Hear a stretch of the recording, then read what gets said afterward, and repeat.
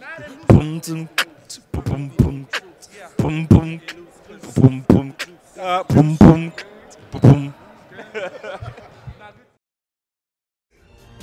Welcome, Off the Hoops Nation. My name is Clive Daniel. And I'm Rovonn Russell. And for today's recap show, we have two of our great players of the league. Sienna Walker. Dominic Philippe. Welcome, and thank you for coming out today. Thanks for having us. All right, so let's start. Let's get the show going. Week 7 was a pretty big week. Some big games happened, big scores, low scores. But overall, we're starting to see exactly where we're leading towards the playoffs in terms of the teams and the rankings and where things are setting up. So definitely we want to have you two come in today and give your opinions about what's going on with the league, your team, and how things are going at this particular time. In our first game of the night, we had the North against the Spartans. At first, it started off pretty much close with these two teams are battling in terms of the point guard position. But slowly along the way, you had Tyrell Atkins able to take away the game and ended up winning, Spartans winning 74-54. I think he had like 30 plus in that game. Yeah, 35. Wow. 35. Yeah. So he was the X factor because the game was tied most of the game until he came in, and then he came in like halfway of the first quarter, still ended up with 35. He just came in buckets. But he's been a front runner for most of the last few weeks. So yeah, he's their main player. Like last week they lost pretty bad when he wasn't there. So it kind of shows, Right. So when you guys are competing against Tyrell, how's it for you guys? He's very aggressive. He looks for his shot, but he doesn't force it at the same time. So he can shoot, he can drive. Really hard to cover. Yeah, because he actually looks to score. There's a lot of good players in this league, but some people just aren't aggressive to score, but he's looking to score the ball. Yeah, definitely one of the top guards in the league, I say. And clearly his team feeds off that. Yeah. So when he's on, that's it. It's a wrap.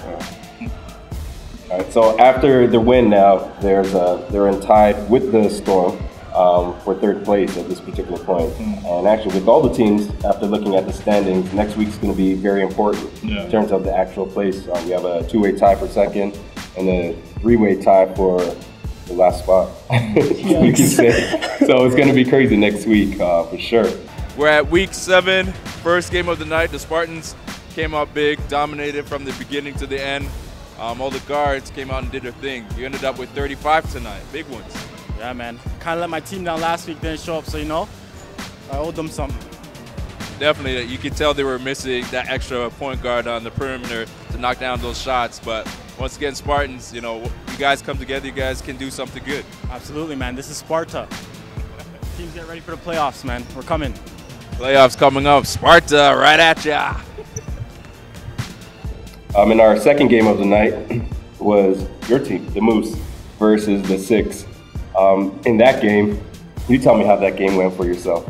Well, score-wise, I guess you could say it was a blowout. But for our team, I honestly think it was a really good game just because, first of all, it was a high-scoring game. We don't always score a lot. Second of all, we played really well as a team this game. Like, I think it sort of gelled a little bit better.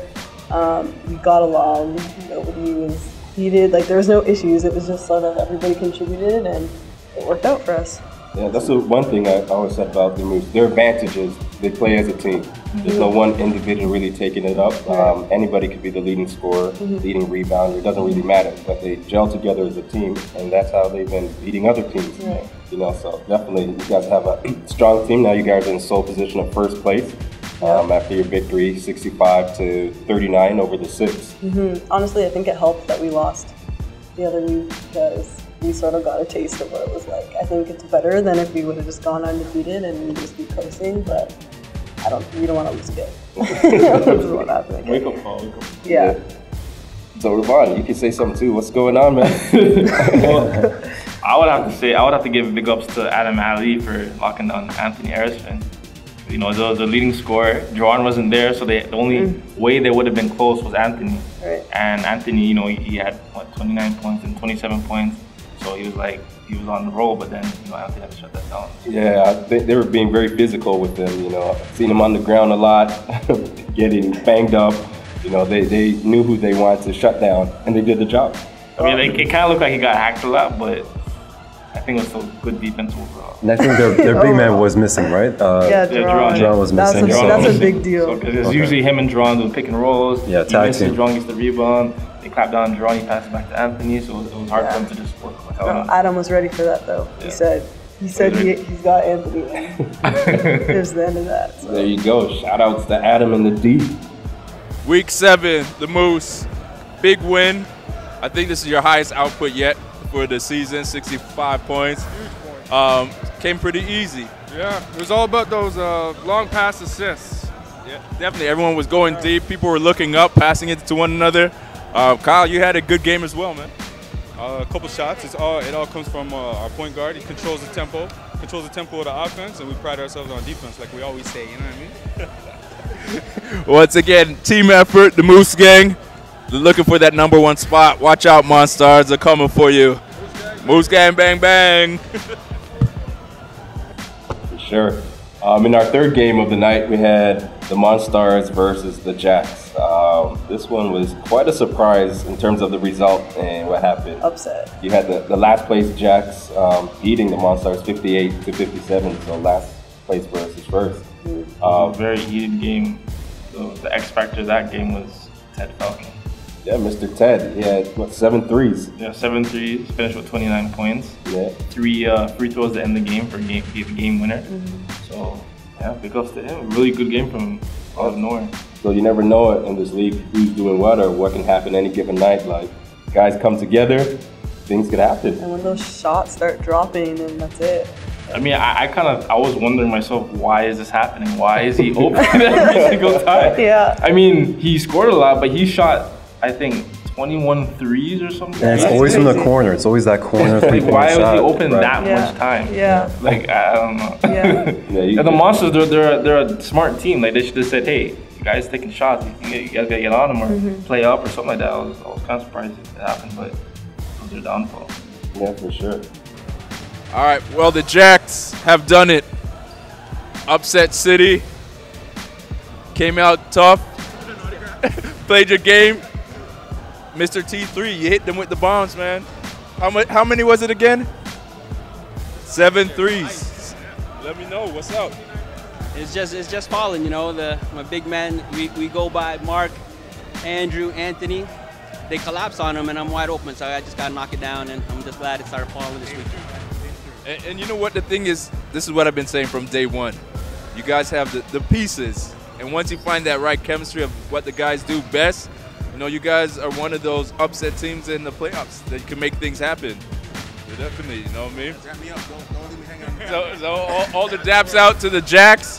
They're coming together. I think they probably found out something this week. Week 7, week 8. Let's see what's going on. Playoffs coming at you. Wow, Moose. And then in our last game of the night was the Storm against the Rainman. Dom, Storm, what happened? Like the Storm went out. No excuses. One name comes to mind. In my opinion, he's the MVP of the league, Petey. He was on fire. I mean, there's no words. I mean, it felt like I was also a fan because I got to see somebody just shoot it, and it kept going in, kept going in. I felt like, man, when's he gonna miss? Yeah. When is he going to miss? It never happened. So, Yeah, you ended shout out up to with Petey. He did his thing. continued. I gotta say though, for the Storm, it was a very tough game for us. Obviously, we were shorthanded. Lenya had a bum knee. Davin was a no-show, and another Troy, our motor, wasn't there. So I'm not to say that we could have been the Rainman that night. I don't think anybody in the league could have been the Rainman that day. He was on PD, and so was Chung. He was also a factor in that game. So Yeah, he had like 26, 13, Off the bench. 6 and 5. Like, off the bench, Yeah. it's amazing. But So Petey's been putting in that work too. Petey's been in the gym practicing, and he's been. I'll call PD Mr. Lifetime. yeah, It's not just in the gym. Yeah. It's in Zumba classes. He's in actually, he's probably here more than me, and I work here. I don't understand it, but Yeah. you know, drop 46. I know those guys were cheering him on to go for 50. You know, could have had that chance, but maybe next game we'll see what happens if he still has that fire in him.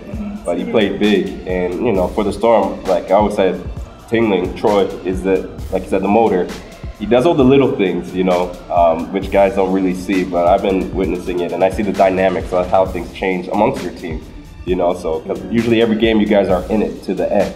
So yeah, we definitely grinded out, but we clearly were underdogs, and like you said, without our motor there, and Lenya's also, she's like our coach too. Yeah. Not only can she play, she's really in our heads and constantly talking to us, motivating us. Yeah, she is. She's very vocal. So her absence actually affected us too. I'm all surprised. I mean, you guys are the only team that mostly has a consistent 8 players coming out. That's so I was true. surprised all of a sudden you guys had 5 guys, Right. no subs. Yeah, so I know I could imagine it could have been hard. That didn't take anything from the Rain Man though. I mean, when team scores 106 points, you have to tip your hat to him, and you know, hopefully it'll never happen again for us. Yeah, for sure. So I have one question for the lady of the league. We call her Queen of Basketball here. How do you feel being one of the ladies amongst all these men every night coming in, playing against them? You know, what's your opinion about that, of the league and yourself? It's good for me, like it's challenging.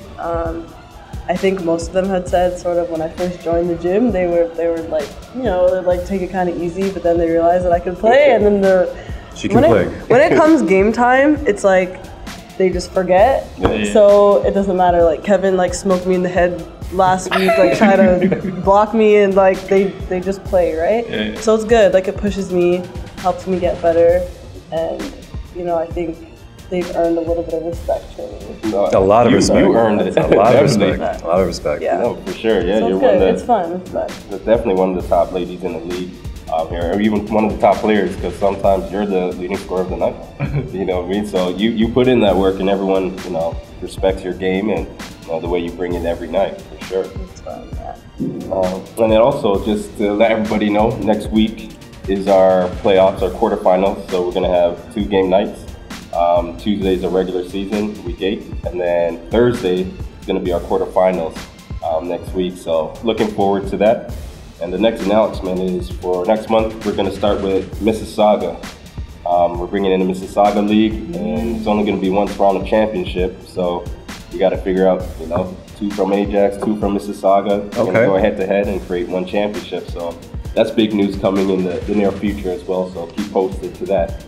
Other than that, you got to think of a name for this show. You guys may have to email us, send us your suggestions, let us know what's going on so we can figure out a name for this show. Yeah. But I'd like to say thank you for you 2 coming in. I know Thanks you just finished your Zumba class, and we appreciate that. I know your work you put in. But once again, this is Ultimate Hoop Nation. Actually, before you finish, people that are watching as well, we want to get suggestions of names and logos for the teams for next season. So if you have any ideas or whatever, just let us know on the WhatsApp chat, email us, whatever it is, because we want to get that started. We want you guys to have more creativity for this time for the league. Yeah. And yeah, let's get it on. All right, well, thanks. Coming out, Mr. Clive Daniel. Rovonn Russell. I'm coming at you.